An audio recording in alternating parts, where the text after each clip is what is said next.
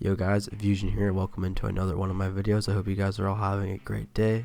So before I get into this, if you guys could drop a like on the video if you enjoy it, that would really help me out a lot. So the first thing I want to talk about is the Canucks Twitter posted an update from Jim Benning on Jacob Markstrom, stating that Markstrom underwent a minor lower body injury procedure today and his return to play status will be reevaluated in 2 weeks. So this of course doesn't mean he will be back in 2 weeks, but he will be given an evaluation. So this doctor guy, who apparently gives people more information on Twitter about injuries in the NHL, said the timeline is 4 to 6 weeks for this procedure. So who knows when Marky will actually be back, but let's hope he's back as soon as possible. As for Thatcher Demko, I thought he had a solid game against Montreal. I think he faced like 40 shots or something, and I really do have confidence in him. We have a back-to-back game coming up, so my guess is Domingue will have to see a start or two, so we'll see how that goes. But I just hope Marky has a fast recovery and he can get back to playing, because as much as all of us want to see him back, you know he loves playing and wants to get back to playing. The next thing I want to talk about is Canucks prospect Nils Hoglander. So Hoglander is of course a steal for the Vancouver Canucks. Picked up in round 2 of the 2019 entry draft, Hoglander is a top prospect and has amazed people with his skill, and I've seen some clips of amazing plays by him, including the lacrosse goal. According to nucksmisconduct.com, although his SHL club will qualify for the playoffs, Hoglander is on a bit of a slump right now,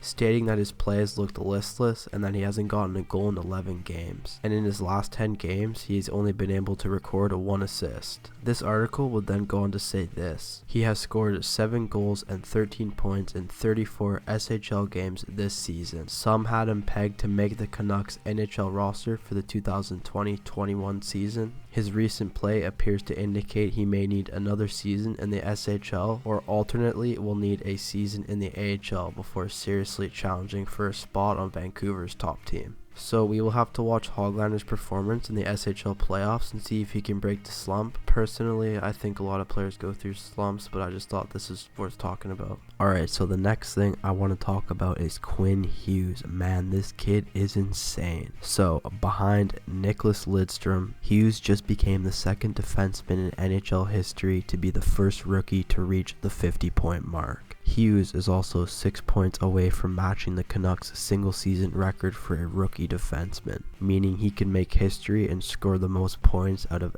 any Canucks rookie defenseman in history. I'm serious, I think Quinn Hughes is the best defenseman the Canucks have ever seen. Hughes is such a good player, and I really think he deserves the Calder. I've always said Makar is going to win the Calder, but right now it's looking more like Hughes is going to win the Calder. Hughes had a pretty rough game in Montreal and he still managed to get an assist. He was getting pushed around and cross-checked. It's one thing I'm worried about going into the playoffs is Hughes' size. His amazing skill makes up for it, but a lot of teams facing the Canucks are going to focus on going after stars like Pettersson and Hughes. I'm hoping that the players like Miller and Roussel will get into playoff mode and step up and protect the stars on the team, especially Quinn Hughes, because he's going to have a target on his back. And I am seriously surprised he's gone this long without getting targeted and pushed around like that. This kid is the real deal though, and I honestly think he's going to win the Calder, and I'm extremely happy to have him on the Canucks. Hey, and if any Colorado Avalanche fans are watching, please do not send me death threats. Cale Makar is a fantastic player, but Hughes leads the rookies in points, power play points, and ice time. It's really tough, it's really close. There's obviously gonna be lots of fan bases that are upset because every guy in the conversation can't win. Anyways guys, I hope you enjoyed this video. If you did, make sure to drop a like, and I'll see you guys in the next video. Also, let me know if there's a certain video you want me to do. Anyways guys, see you in the next video. Peace out.